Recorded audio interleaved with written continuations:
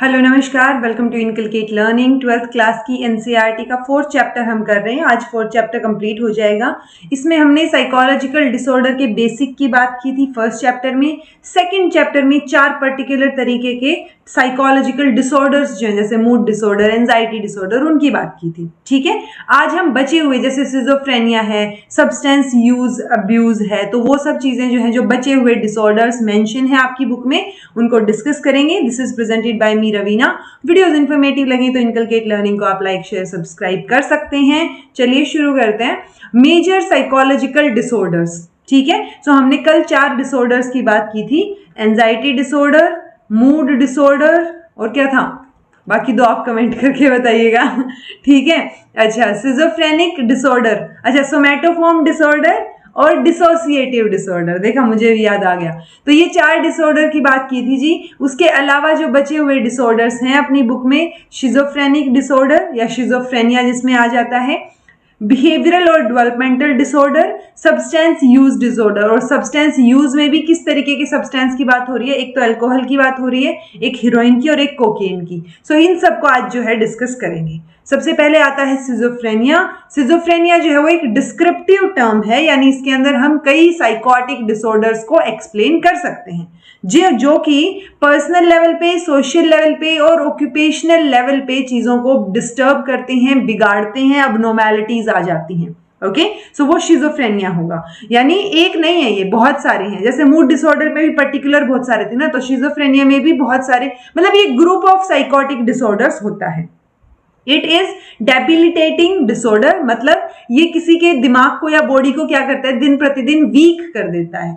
Okay, debilitating का मतलब होता है कि किसी के बॉडी या माइंड को वीकर बना देना, वीक कर देना। ठीक है, सोशल एंड साइकोलॉजिकल कॉस्ट बहुत ज्यादा रहेगी इसकी, मतलब फैमिली के लिए भी एक ट्रॉमा तो रहेगा, प्लस फैमिली और सोसाइटी और पेशेंट सबके लिए क्या रहेगी, एक मतलब सोशल लेवल पे भी एक कॉस्ट उठानी पड़ेगी और साइकोलॉजिकल लेवल पे पेशेंट और उसकी फैमिली तो उठा ही रहे हैं चीजों को। ओके, तो ये शिजोफ्रेनिया रहेगा। सिम्टम्स क्या रहेंगे इसके, 3 तरीके के सिम्टम्स हम देख पाते हैं इसमें, एक पॉजिटिव सिम्टम, एक नेगेटिव सिम्टम और एक psychomotor symptom. So positive symptom में यूजुअली क्या होता है, एक्सेसिव इमोशंस दिखेंगे आपको, एक्सेसिव थॉट दिखेगा, एक्सेसिव बिहेवियर, तो एक्सेस में दिखेंगी चीजें। नेगेटिव में डेफिसिट में, मतलब बहुत कम दिखेंगी कि इमोशंस नहीं है, बिल्कुल कम है। ठीक है, तो वो डेफिसिट में, कम में नजर आएंगे नेगेटिव में। और एक साइकोमोटर, तो ये होते क्या है। पॉजिटिव सिम्टम की बात करें तो पैथोलॉजिकल एक्सेस इसमें नजर आएगी, यानी बिजार एडिशंस किसी भी पर्सन के बिहेवियर में, मतलब डिल्यूजन्स हो सकते हैं। जैसे कई बार होता है ना कि आपको हेल्यूसिनेशन होता है, डिल्यूजन होता है। डिल्यूजन मतलब फॉल्स बिलीफ, कि आप ऐसे, आपको लग रहा है ऐसा कि 2 लोग आपस में बात कर रहे हैं, या फिर आपको ऐसे आवाजें सुनाई दे रही हैं। ठीक है, तो वो एक्सेसिव हैं चीजें। ठीक है, तो डिल्यूजन में डिसऑर्गेनाइज्ड थिंकिंग हो सकती है या डिसऑर्गेनाइज्ड स्पीच हो सकती है। हाइटेंड परसेप्शन, मतलब परसेप्शन की, मतलब बहुत ज्यादा परसेप्शन हो रहा है उनको, वो अपने आप ही परसेप्शंस बनाए जा रहे हैं, हेलुसिनेशंस हो रहे हैं कि इमेजिन कर रहे हैं कोई चीजें, कि वो देखो वो जा रहा है टाइप ना, तो वो हेलुसिनेशन होगा कि आप किसी को इमेजिन कर रहे हैं जो कि एक्चुअल में वहां पे नहीं है। बहुत सारे लोग जो शिजोफ्रेनिया से ग्रस्त होते हैं वो डिल्यूजन्स जो है उनके अंदर आ जाते हैं। डिल्यूजन मतलब एक फॉल्स बिलीफ होता है जो कि इनएडिक्वेट ग्राउंड के ऊपर बना होता है, और फॉल्स बिलीफ मतलब वो चीज एग्जिस्ट नहीं करती, उसका कोई रैशनल आर्ग्यूमेंट नहीं है। ओके, और अगर आप रैशनल आर्ग्यूमेंट देंगे भी कुछ, तो वो रियलिटी से रिलेटेड मतलब है ही नहीं, कहीं ना कहीं कनेक्टेड है ही नहीं, वो अपने ही संसार में जीने लग जाते हैं। सो एक डिल्यूजन्स ऑफ परसिक्यूशन, तो जो परसिक्यूशन का डिल्यूजन है वो काफी कॉमन होता है शिजोफ्रेनिया में। डिल्यूजन्स ऑफ परसिक्यूशन होता क्या है, जो लोगों को ये डिसऑर्डर होता है वो जो है, मतलब उनको ऐसे लगता है, वो ऐसा मान लेते हैं, उनका एक बिलीफ बन जाता है। डिल्यूजन मतलब फॉल्स बिलीफ ना, गलत धारणा, तो उनकी एक धारणा बन जाती है कि कोई जो है कुछ तो है जो उनको मिसट्रीट कर रहा है, या उनके ऊपर स्पाई कर रहा है, उनके ऊपर नजर रख रहा है, उनको हार्म पहुंचाना चाह रहा है। और इस चक्कर में बहुत बार जो है वो रिपीटेडली लीगल अथॉरिटीज को या पुलिस में जाके कंप्लेन भी करते हैं कि मेरे साथ ऐसा ऐसा हो रहा है, जबकि वैसा नहीं हो रहा होता है, ऐसा कुछ होता नहीं है, बट वो मान रहे होते हैं, उनका फॉल्स बिलीफ, उनका डिल्यूजन जो है वो बन रहा होता है। सो ये पॉजिटिव सिम्टम्स होंगे। और जिन लोगों में ये बिलीफ होता है जो मैंने अभी आपको बताया, सो वो क्या है, उनको ऐसे लगता है कि कोई उनके अगेंस्ट फ्लोटिंग कर रहा है, स्पाई कर रहा है, उनके ऊपर अटैक करने वाला है। ठीक है, ये सारी चीजें हैं जो सिजोफ्रेनिया से पीड़ित लोग होंगे वो फर्दर जो है डिल्यूजन ऑफ रेफरेंस जो है उसको भी एक्सपीरियंस कर सकते हैं, जिसमें they attach special and personal meaning to the actions, कि कोई भी अगर हर एक्शन हो रहा है आसपास तो उनको लगता है उनके लिए ही हो रहा है, ठीक है। तो वो डिल्यूजन ऑफ रेफरेंस होगा, वो अपने आप को ही रेफरेंस लगा के चलते हैं कि कोई भी चीज हो रही है, कोई भी कुछ बोल रहा है तो वो उनके लिए ही बोल रहा है, ठीक है।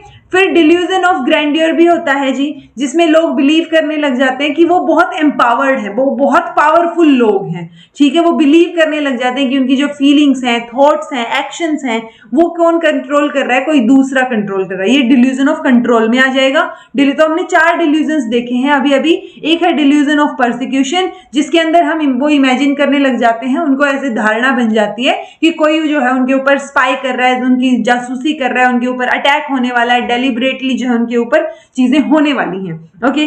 दूसरा रहेगा डिल्यूजन ऑफ रेफरेंस, जिसमें वो स्पेशल थिंग जो भी चीजें हो रही है उनके साथ खुद को पर्सनल मीनिंग अटैच करने लग जाते हैं। डिल्यूजन ऑफ ग्रैंडियर तीसरा, जिसके अंदर वो बिलीव कर लेते हैं कि वो बहुत एम्पावर्ड है, बहुत पावरफुल है, वो अपने आप में ना, तो बहुत पावरफुल फील करते हैं वो खुद को। डिल्यूजन ऑफ कंट्रोल में रहेगा कि कोई उनको कंट्रोल करना चाह रहा है, उनके फीलिंग्स को, उनकी थॉट्स को, सो कोई और ही उनको कंट्रोल करना चाह रहा है। तो ये 4 तरीके के डिल्यूजन पॉजिटिव सिम्टम में यूजुअली दिखाई देते हैं, ओके। जो पीपल विद सिजोफ्रेनिया है वो मतलब अभी इतनी सारी चीजें हो रही है, डिल्यूजन हो रहा है, तो लॉजिक तो कहीं नजर नहीं आ रहा ना आसपास, सो वो लॉजिकली नहीं सोच पाएंगे और कई बार वो अलग अलग तरीके से अलग अलग तरीके आपको दिखाई देंगे जब वो बात करेंगे, okay. So these formal thought disorders can make communication extremely difficult, और अगेन सिचुएशन में कम्युनिकेशन बहुत डिफिकल्ट हो जाएगा करना। ये जो है कई बार क्योंकि कम्युनिकेशन क्यों डिफिकल्ट हो जाएगा, क्योंकि ये रैपिडली शिफ्ट करते हैं एक टॉपिक से दूसरे टॉपिक के ऊपर, ओके। तो कई बार सडनली इलॉजिकल हो जाती है सारी की सारी चीजें जो आप नहीं एक्सप्लेन कर पाते, ना ही समझ पाते, ठीक है। तो ये सिम्टम्स आपको नजर आएंगे। हेलुसिनेशंस भी होंगे, ये हमने डिल्यूजन्स की बात की थी। डिल्यूजन्स में क्या था कि आपकी धारणा, फॉल्स बिलीफ बनने लग जाता है, जबकि हेलुसिनेशन में क्या होगा कि कोई स्टिमुलस, एक्सटर्नल स्टिमुलस है नहीं, बट आपको वो फील हो रहा है, आप परसेप्शन बना रहे हैं अपना, जबकि एब्सेंस है वहां पे एक्सटर्नल स्टिमुलस की, मतलब वहां पे कोई 2 लोग बात नहीं कर रहे बट आपको लग रहा है, आपको सुनाई दे रही है उनकी बातें, आपको ऐसा फील होगा। सो वो क्या है जी, ऑडिटरी हेलुसिनेशन। अगर आपको कोई दिखाई देने लग जाए कि मान लो आपकी जो है कोई भी पर्सन नजर आ रहा है जो नहीं है वहां पे टाइम पे, ठीक है, और आप उससे बातचीत भी कर रहे हैं, तो वो क्या हो जाएगा, विजुअल हेलुसिनेशन हो जाएगा। सो इट डिपेंड्स कि आप किस तरीके का हेलुसिनेशन हो रहा है, आपको किस तरीके की चीजें इमेजिन हो रही हैं। ऑडिटरी हेलुसिनेशन में पेशेंट्स अक्सर जो है उनको वॉइसेस सुनाई देती हैं, आसपास की चीजें की कोई बात कर रहा है, डायरेक्टली आपसे बात कर रहा है, या डायरेक्टली आपस में कोई 2 लोग बात कर रहे हैं, ठीक है, तो वो सारी की सारी चीजें दिखाई देती हैं। Then hallucination can also involve other senses, दूसरे सेंसेस भी हो सकते हैं, जैसे टैक्टाइल हेलुसिनेशन, जिसमें ऐसे लगेगा कि टिंगलिंग हो रही है, अब जल रहे हैं आप, ठीक है। सोमैटिक हेलुसिनेशन में क्या रहेगा कि आपको मतलब कुछ अंदर आपकी बॉडी में अंदर कुछ हो रहा है, टैक्टाइल तो ऊपर की बात हो रही है, सोमैटिक हेलुसिनेशन में बात हो रही है कि इनसाइड द बॉडी कुछ हो रहा है, जैसे स्नेक अंदर स्टमक में जो है चूहे कूद रहे हैं, स्नेक क्रॉल कर रहे हैं, तो अलग अलग फीलिंग्स आती हैं। विजुअल हेलुसिनेशन में दिखने में कि आपको वो चीजें इमेजिन हो रही है, दिख रही हैं। गैस्ट्रेटरी हेलुसिनेशन क्या रहेगा, जब गैस्ट्रेटरी ट्रैक बोलते हैं ना इसको, हम खाना खाते हैं और जो स्टमक तक जाता है, ईसोफेगस से लेकर स्टमक तक, ये सारा गैस्ट्रेटरी ट्रैक होता है। तो इसके अंदर आपको कुछ स्ट्रेंज, अजीब से टेस्ट फील हो सकते हैं, आप कुछ और खाएं, आपको कुछ और ही फील हो रहा है, सो वो भी हो सकता है। ओल्फैक्टरी मतलब स्मेल वाली, कि आपको मान लो धुएं की स्मेल आ रही है जबकि धुआं कहीं भी नहीं है, आपको पॉइजन की स्मेल आ रही है, सो वो ओल्फैक्टरी हेलुसिनेशन भी हो सकते हैं। सो ये मतलब बेसिकली आपको एक्सेस में नजर आ रही है सारी की सारी चीजें। नेगेटिव में क्या होगा, कम नजर आएंगे, आपका जो बात कर आप मतलब कम मूवमेंट भी कम हो जाएगी आपकी कंपैरेटिवली। तो नेगेटिव सिम्टम्स में जो पैथोलॉजिकल वो एक्सेस थी, यहाँ पे डेफिसिट नजर आएगा, यहाँ पे पॉवर्टी ऑफ स्पीच रहेगी, ब्लंटेड होगा और फ्लैट इफेक्ट हमें देखने को मिलेंगे। पीपल विद सिजोफ्रेनिया एलोगिया उनको शो करते हैं, एलोगिया मतलब पॉवर्टी ऑफ स्पीच, वो बात नहीं कर पाते ढंग से, कंटेंट को ऑर्गेनाइज नहीं कर पाते, okay. Many people with schizophrenia show less anger, sadness, Joy, less नजर आता है, सारी चीजें कम हो रही हैं, जैसे हम ब्लंटेड ग्रोथ बोल देते हैं ना, ब्लंटेड मतलब कम हो रही है वो चीजें, तो यहाँ पे भी ब्लंटेड इफेक्ट है ये कि एंगर, सैडनेस, सारी चीजें कम कम कम कम है, ओके। देन है जी सम शो नो इमोशन, और कई बार ऐसा होता है कि कोई भी इमोशन शो नहीं हो रहा, उसको हम फ्लैट इफेक्ट बोलते हैं, बिल्कुल फ्लैट है वो चीजें। जैसे कई बार होता है ना, आप जोक क्रैक करते हैं, फ्लैट चला गया, मतलब उसका कोई इफेक्ट नहीं नजर आया आपको, तो वो फ्लैट हो गया ना। तो नो इमोशन, कोई इमोशन यहाँ पे नजर नहीं आते। Also patients with schizophrenia experience avolition या एपैथी या इनएबिलिटी टू स्टार्ट और complete a course of action, तो वो काम कंप्लीट अच्छे से नहीं कर पाएंगे, एपैथी उनके अंदर हमें दिखाई देगी, इमोशंस नहीं नजर आएंगे। वो may withdraw socially and become totally focused on their own ideas and fantasies, तो उनका अपना ही एक संसार बनने लग जाएगा, वो दूर दूर रहने लग जाएंगे, सोशली जो है विड्रॉल फील होगा आपको उनके अंदर। ओके अगर साइकोमोटर सिम्टम की बात करें, तो साइकोमोटर मतलब जो आपकी बॉडी में मोटर जो रिएक्शंस हैं या रिस्पॉन्स आप देते हैं वो कम हो जाएंगे। मतलब अगर मैं बात कर रही हूँ आपसे, तो मैं हाथों की मूवमेंट हो रही है मेरी, आप उनसे जब बात करेंगे वो एक्सप्रेशन नहीं देंगे बिल्कुल भी, फेशियल जो मोटर्स हैं, क्या बोलते हैं इनको, जैसे हम लिखते टाइम हमारी यूज हो रही होती है ना मसल्स। ओके मोटर मतलब एक तरीके से साइकोमोटर सिम्टम्स मतलब मसल्स, जैसे आप स्माइल नहीं कर रहे, आप कोई जेस्चर नहीं दे रहे, या फिर ओड ग्रीमेसेस नजर आएंगे, मतलब कुछ अजीब से ही चेहरे बनाए जा रहे हैं वो, ठीक है। तो वो अजीब अजीब चेहरे बनाना, जेस्चर्स बनाना, या फिर बिल्कुल ही मतलब जब ये सिम्टम्स जो है वो एक्सट्रीम फॉर्म ले लेते हैं तो उसको हम कैटेटोनिया बोल देते हैं। और पीपल जो कैटेटोनिया स्टेप पर होते हैं वो मोशनलेस होते हैं, यूजुअली साइलेंट होते हैं, लंबे लंबे टाइम तक एक ही जगह बैठे रह सकते हैं, वो कहीं एक ही जगह देखते रहेंगे। तो वो सारी की सारी चीजें क्या दिखा रही है कि उनमें फिजिकल लेवल पे हमें क्या सिम्टम्स नजर आ सकते हैं। तो एक कैटेटोनिक रिजिडिटी भी नजर आती है, जिसमें वो रिजिड रहेंगे, एक तरीके से अपराइट पोस्चर में, एक ही पोस्चर में बैठे रहेंगे बिल्कुल, ठीक है। तो वो बहुत बिजार और अजीब अजीब सी पोजीशन या अजीब सी चीजें आपको उनके अंदर नजर आएंगी। अब सब टाइप्स शिजोफ्रेनिया के अंदर भी कई टाइप्स आ जाते हैं, ठीक है। अकॉर्डिंग टू DSM-4 जो हमने बात की थी, बिल्कुल 4th चैप्टर के फर्स्ट पार्ट में DSM की बात की थी हमने, फुल फॉर्म बताइएगा।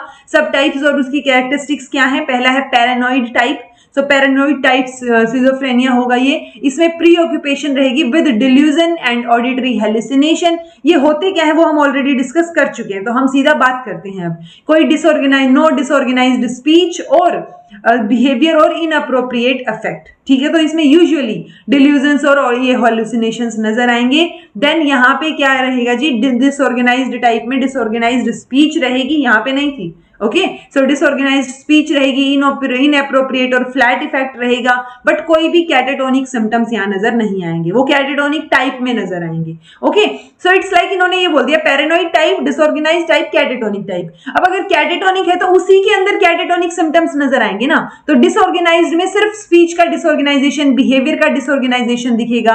पैरानॉइड में भी कोई डिसऑर्गेनाइज्ड स्पीच नहीं नजर आएगी, उसमें डिल्यूजन्स और हेलुसिनेशंस नजर आएंगे, ठीक है।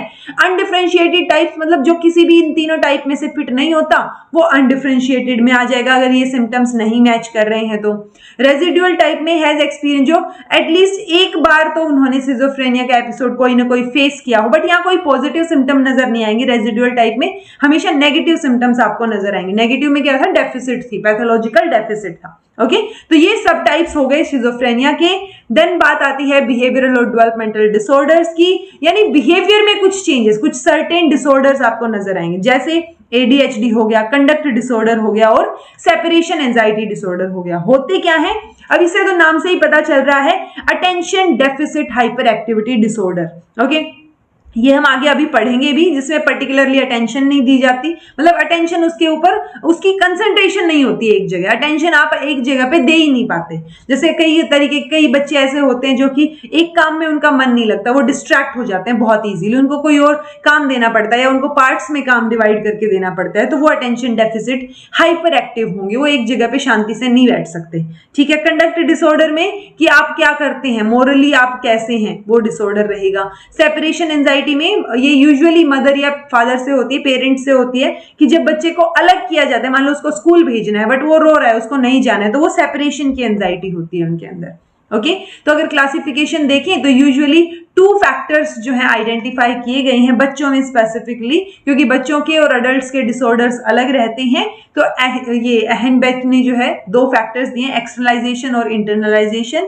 सो ये 2 क्या है, इनमें इंक्लूडेड रहेंगी majority of childhood behaviour problem, यानी बचपन में जो प्रॉब्लम्स बिहेवियर से रिलेटेड बच्चों में नजर आती है वो इन 2 रीजंस की 2 फैक्टर्स हैं ये। एक्सटर्नलाइजेशन डिसऑर्डर क्या रहेगा, अंडर कंट्रोल्ड प्रॉब्लम्स, ठीक है, जिसके अंदर बिहेवियर जो है वो डिसरप्टिव है, अग्रेसिव है, तो बेसिकली कंट्रोल में नहीं है, अंडर कंट्रोल है सारी की सारी चीजें।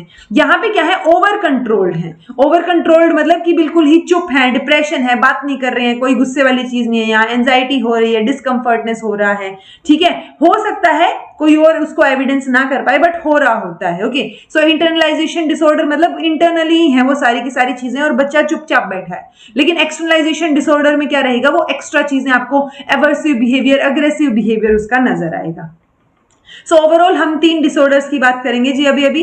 हाइपर एक्टिविटी डिसऑर्डर जो attention deficit hyperactivity disorder, then oppositional defiant disorder ODD और कंडक्ट डिसऑर्डर, इनकी बात कर लेते हैं, एंड वो जो सेपरेशन एंजाइटी वाला था, ओके। सो एडीएचडी, सो अटेंशन नहीं है जी यहाँ पे पूरी की पूरी बच्चे की, और वो हाइपर एक्टिव है, इंपल्सिव है, ठीक है, तो वो इनअटेंटिव रहेंगे और वो डिफिकल्टी रहेगी कि उनके अंदर वो मेंटल एफर्ट हो, मतलब वो एक जगह पे बैठ के काम कर पाए। हार्ड टाइम मतलब they have a hard time keeping their minds on any one thing, तो वो एक काम अच्छे से नहीं कर पाएंगे, वो इजीली डिस्ट्रैक्ट हो जाएंगे, इजीली चीजें भूल सकते हैं, अपना असाइनमेंट फिनिश नहीं करेंगे, उनका मन भर जाएगा उससे, बोर हो जाएंगे वो इजीली किसी भी एक्टिविटी में। सो अटेंशन की डेफिसिट है, मतलब अटेंशन की कमी है, प्लस वो हाइपर एक्टिव भी है। हाइपर एक्टिव मतलब उछल कूद करते रहने वाली सिचुएशन की, बहुत ज्यादा एक्टिव है वो, ओवर एक्टिव। आपको ऐसे नजर आएगा कि इतना एक्टिव कौन होता है, तो वो हाइपर एक्टिव है, ठीक है। कई बार ये चीजें नॉर्मल में दिखाई देती हैं बच्चों में, तो आप बिल्कुल, अगर आप पढ़े लिखे हैं तो ये मत समझिएगा कि बिल्कुल एकदम से शक में आ जाएं कि ये तो पूरा दिन बैठते ही नहीं है, बच्चे वैसे भी उछल कूद करते रहते हैं, बट अटेंशन की जब बात करेंगे तो वो बिल्कुल ही जो है अटेंशन उनकी एक जगह पे नहीं टिक पाएगी, ओके। ऐसा माना गया है, देखा गया है कि बॉयज जो है उनमें 4 टाइम्स देखा गया है एडीएचडी, मतलब अगर किसी एक लड़की में एडीएचडी मिला है तो चांसेस हैं कि जो बॉय है उसके 4 बॉयज में मिले, ओके। तो बॉयज में ज्यादा मिलता है एडीएचडी की प्रॉब्लम, या डायग्नोस की गई है एडीएचडी की प्रॉब्लम। जो ऑपोजिशनल डेफिएंट है, मतलब ओपोज कर रहे हैं वो आपकी चीजों का ना, तो एक as inappropriate amount of stubbornness, जिद दिखाई देगी, इरिटेशन दिखाई देगी, वो आप जो बोलेंगे उससे अलग दिखाई देंगे, डिसओबे करेंगे वो आपको, ठीक है, एक होस्टाइल मैनर में बिहेव करेंगे। बट एडीएचडी से कैसे अलग है ये, एडीएचडी में जैसे हमने बोला ना कि एडीएचडी बॉयज में ज्यादा डायग्नोस किया गया, वो भी 4 टाइम, ओके। तो यहां पे ऐसा कुछ नहीं है कि बॉयज और गर्ल्स में ऑपोजिशनल डेफिएंट डिसऑर्डर का कुछ जेंडर से रिलेटेड कुछ चीज हो, वो यहां पे नहीं नजर आएगी आपको। कंडक्ट डिसऑर्डर जी, तो कंडक्ट डिसऑर्डर या एंटी सोशल बिहेवियर भी बोल देते हैं इसको।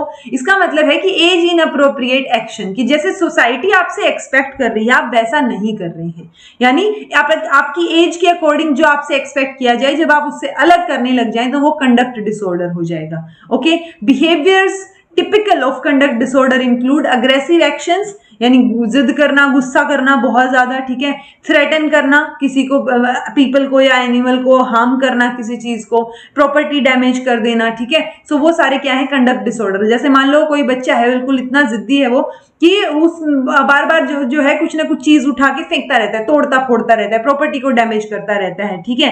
सो वो चीज क्या है, वो कंडक्ट डिसऑर्डर है particularly. Children show many different type of aggressive behaviour, बहुत सारे तरीके के एग्रेसिव बिहेवियर्स हो सकते हैं जो कंडक्ट डिसऑर्डर में नजर आए। वर्बल लेवल पे हो सकते हैं, फिजिकल मारपीट हो सकती है, ठीक है, होस्टाइल अग्रेशन हो सकता है, प्रोएक्टिव अग्रेशन होता है जिसमें डोमिनेट या बुलिंग आ जाएगी, ठीक है। तो ये सारी चीजें कंडक्ट डिसऑर्डर में नजर आएंगी। सेपरेशन एंजाइटी डिसऑर्डर SAD, तो सेपरेशन की वजह से एंजाइटी होना, बस इतना ध्यान रखिएगा। जैसे कई बार बच्चे को स्कूल भेजते हैं हम, तो वो बच्चे एक्सप्रेस करते हैं कई बार ना, तो वो एक्सप्रेस या जो उनका एक्सपीरियंस है डिप्रेशन को लेके, वो फिजिकल, इमोशनल या कोग्निटिव लेवल पे शो करने की ट्राई करते हैं, मतलब कहीं ना कहीं रिलेटेड होती हैं सारी चीजें ना, हमने पढ़ी हैं, डेवलपमेंट भी हम इंटर रिलेटेड पढ़ते हैं, ओके। सो यहाँ पे क्या नजर आएगा आपको जैसे मान लो आप बच्चे को स्कूल छोड़ने जा रहे हैं, नर्सरी में पहली बार स्कूल छोड़ने जा रहे हैं, तो बच्चा टेंट्रम कर रहा है, रो रहा है, तो वो पेरेंट्स से अलग होने की एंजाइटी है, डर है उसके अंदर, तो वो सेपरेशन एंजाइटी है। और वो फिर ठीक करना फिर पेरेंट्स की कैसे जो है आप उसको पोलाइटली समझा के और चीजें करके ठीक करेंगे। सो एक सेपरेशन डिसऑर्डर, एंजाइटी डिसऑर्डर होता है जिसमें पेरेंट्स से दूर जाने का डर होता है जी इसमें। देन है परवेसिव डेवलपमेंटल डिसऑर्डर्स। अभी तक हमने कई तरीके के डिसऑर्डर्स पढ़े। अब इसके अंदर जब हम बात करेंगे तो ये मोर सीरियस डिसऑर्डर्स होते हैं जिनको हम परवेसिव डेवलपमेंटल डिसऑर्डर बोलते हैं। और इसके अंदर यूजुअली अगर हम बात करें तो कम्युनिकेशन स्किल, सोशल इंटरेक्शन ये कम हो जाता है। ओके, और सबसे कॉमन एग्जाम्पल इसमें आ गया ऑटिस्टिक डिसऑर्डर या ऑटिज्म। इससे रिलेटेड क्वेश्चन भी आ जाता है कि ऑटिज्म के सिम्टम क्या है। तो ऑटिज्म में सबसे मेजर सिम्टम होता है कि वो सोशल इंटरेक्शन नहीं करना चाह रहे, कम्युनिकेशन अच्छा नहीं है उनका। Okay, so children with autistic disorder कुछ एक डिफिकल्टी उनको नजर आएगी किसमें, सोशल इंटरेक्शन में, कम्युनिकेट करने में। उनकी रेंज जो है इंटरेस्ट की वो भी रेस्ट्रिक्टेड रहेगी और एक स्ट्रॉन्ग डिजायर होगी रूटीन के लिए कि वो रोज रोज वही काम करते हैं। ठीक है, about 70% of children with autism, अगर जो मान लो 100 बच्चे ऑटिस्टिक हैं या 100 बच्चों के ऑटिज्म है तो उसमें से 70 को देखा गया है कि वो मेंटली रिटार्डेड भी हैं। Okay, children with autism experience profound difficulties in relating to other people. So घूम फिर के आपको एक बात तो डेफिनेटली याद रखनी है कि वो सोशल इंटरेक्शन में उनको दिक्कत आती है, वो दूसरों से कनेक्ट नहीं कर पाते, इतना कम्युनिकेट नहीं कर पाते। ओके, तो सोशल बिहेवियर जो है वो इनिशिएट नहीं कर पाते, दूसरों की फीलिंग्स के प्रति वो आपको अनरिस्पॉन्सिव नजर आएंगे, रिस्पॉन्स नहीं करेंगे वो। They are unable to share experience, तो दूसरों के साथ वो अपना एक्सपीरियंस या बातचीत करना, कुछ भी शेयर करना नहीं पसंद करेंगे। वो उनके अंदर सीरियस अबनॉर्मैलिटीज नजर आती है कम्युनिकेशन को लेके और लैंग्वेज को लेके कि वो कम्युनिकेट नहीं कर पाते। घूम फिर के आपको यही बातें नजर आएंगी। ओके, ये जो मोटर मूवमेंट्स हैं ये भी क्या हो सकती है, सेल्फ स्टिमुलेटरी हो सकते हैं, जैसे कई बार वो खुद को भी नुकसान पहुंचाने की कोशिश कर सकते हैं। ये बात आपको ध्यान रखनी है।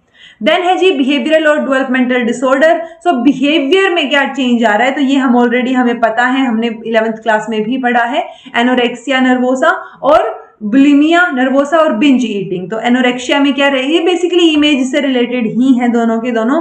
बी से बुलिमिया, बी से बल्क, तो इसमें एक्सेसिव ईटिंग रहती है और इसमें इमेज कॉन्शियस होते हैं, आप ज्यादा खाना ही नहीं चाहते। ठीक है, ओवरवेट ना हो जाए कहीं। ठीक है, आप अपने आप को ओवरवेट ही फील करते हैं, आप जैसे भी हो। बिंज ईटिंग में आउट ऑफ कंट्रोल ईटिंग हो जाती है और वो भी फ्रिक्वेंट एपिसोड्स में, जल्दी जल्दी आप जल्दबाजी में। ठीक है, जल्दबाजी इन द सेंस कि आज खा लिया, कल फिर हो रहा है, या शाम को फिर से आप बिंज ईटिंग कर रहे हैं, तो वो फ्रिक्वेंट एपिसोड्स नजर आएंगे।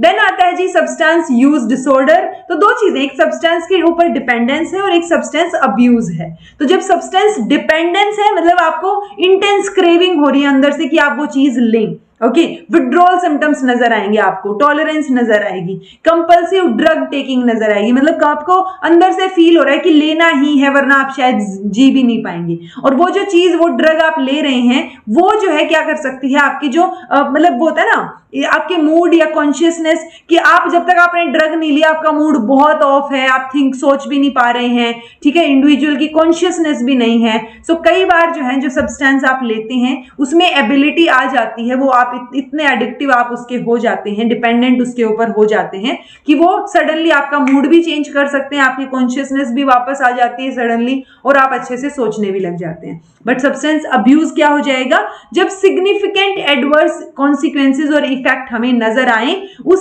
सब्सटेंस के ऊपर डिपेंड होने के। ठीक है, तो जो रेगुलरली ड्रग्स लेते हैं लोग, तो उनकी जो फैमिली है या सोशल रिलेशनशिप्स हैं या जो काम है, तो वो चीजें सारी की सारी डाउन जाने लग जाती हैं। तो वो सब्सटेंस अब्यूज हो गया जहां पे हमें मेजर कॉन्सिक्वेंसेज नजर आने लग जाएंगे। अब सबसे पहले अभी मैंने बोला था ना कि 3 की बात करेंगे, तो अल्कोहल अब्यूज और उसकी डिपेंडेंस की बात कर लेते हैं। तो जो लोग अल्कोहल अब्यूज या अल्कोहल ड्रिंक करते हैं बहुत लार्ज अमाउंट में, वो भी रेगुलरली, ठीक है, तो उनके अंदर बहुत सारी सिचुएशंस या वो बहुत सारी सिचुएशंस को या डिफिकल्टीज को फेस करते हैं।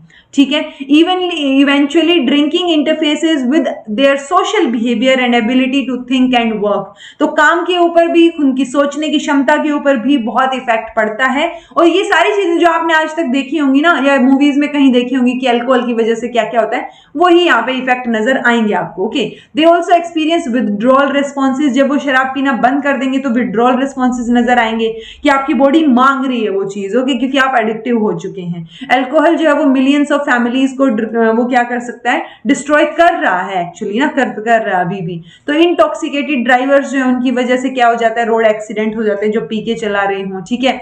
सीरियस इफेक्ट्स नजर आते हैं बच्चों के ऊपर विद दिस डिसऑर्डर। सो जब मतलब ऑब्वियसली आपके घर में जो बच्चे हैं उनके ऊपर भी तो चीजें अफेक्ट करेंगी ना साइकोलॉजिकली, तो साइकोलॉजिकली प्रॉब्लम्स आपको नजर आएंगे, एंजाइटी, डिप्रेशन, फोबिया या सब्सटेंस रिलेटेड डिसऑर्डर भी हो सकते हैं, कि हो सकता है आपका बच्चा भी उसी दिशा में आगे बढ़ जाए, ठीक है। एक्सेसिव ड्रिंकिंग से फिजिकल हेल्थ जो है वो भी डैमेज रहेगी। तो ये वही सारी चीजें हैं जो अल्कोहल, इथाइल अल्कोहल होता है यूजुअली C2H5OH। सो वो इथाइल अल्कोहल जो है वो डिप्रेस कर देता है उन एरियाज को जो आपके दिमाग में जजमेंट को कंट्रोल करते हैं। ओके, तो आप अच्छे से डिसीजन नहीं ले पाते, आप बोलने लग जाते हैं, बस ज्यादा टॉकेटिव या ज्यादा फ्रेंडली हो जाते हैं, ज्यादा कॉन्फिडेंट फील करते हैं, ठीक है। कई बार आपको नजर आएगा कि वो होता है ना, एक मोटर डिफिकल्टीज जो है वो इंक्रीज हो जाएंगी, कई बार आपको चलने में भी दिक्कत आएगी, एक आधी बार आपने देखा होगा कि बिल्कुल ऐसे छोटी सी नाली होती है वो टपने में भी दिक्कत आती है, जो बहुत ज्यादा शराब पी रखी होती है उसको ऐसे नजर आता है पता नहीं क्या ही है ये इतना सारा,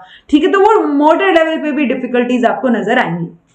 ऐसे ही अल्कोहल की बजाय कोकेन अब्यूज या डिपेंडेंस है, चीजें वही हैं क्योंकि डिपेंड बस पर्टिकुलर नाम बदल गया कि वहां अल्कोहल था यहाँ पे कोकेन है, थोड़ी और चीजें डेंजरस हो गई, इसमें सीरियस डेंजर्स आपको नजर आएंगे कंपैरेटिवली। और ऑब्वियसली जब आप कोई चीज ले रहे हैं, डिपेंडेंस आपकी इतनी बढ़ गई है, सो वही चीज आपकी लाइफ को डोमिनेट करने लग जाती है, डिजायर्ड इफेक्ट नजर आएंगे, आप बार बार आपका मन करेगा क्योंकि आप एडिक्ट हो चुके हैं बिल्कुल। शॉर्ट टर्म मेमोरी या अटेंशन की प्रॉब्लम भी इसमें हो जाती है कि आपको चीजें ज्यादा नहीं याद रहती। तो psychological functioning plus physical level पे भी बहुत ही डेंजरस इफेक्ट कोकेन के लेने के नजर आते हैं। ऐसे ही हीरोइन अब्यूज रहेगा, यहाँ पे भी वही है, most of the abuser further dwell पर डिपेंडेंस ऑन हीरोइन, तो जिन्होंने लेना शुरू कर दिया वो क्या हो जाएंगे, डिपेंड हो जाएंगे उसके ऊपर, सो वो और भी ज्यादा नुकसानदायक होता है। डायरेक्ट डेंजर होता है जब ओवरडोज आप किसी चीज की ले लेते हैं और वो आपके स्लो डाउन कर देती है आपके रेस्पिरेटरी सेंटर को जो ब्रेन में है, ओके। उसकी वजह से पैरालिसिस हो सकता है, पैरालिसिस ब्रीदिंग हो सकता है, या बहुत सारे केसेस में सडनली डेथ भी हो सकती है। सो अब्यूज किसी भी चीज का हो, जब आप ज्यादा लेते हैं और कॉन्सिक्वेंसेज आपको नजर आएंगे तो वो सारी चीजों के ही गलत होते हैं, ओके। सो ये सारा का सारा साइकोलॉजिकल डिसऑर्डर का चैप्टर जो है हमारा यही समाप्त होता है जी। कुछ भी समझ नहीं आया हो तो कमेंट करके पूछ लीजिएगा। This was all about today. समझ आ गया है तो कमेंट करके बताइएगा। Thank you so much for watching. Be happy, keep smiling, subscribe to inculcate learning because it is absolutely free, and be consistent in your efforts.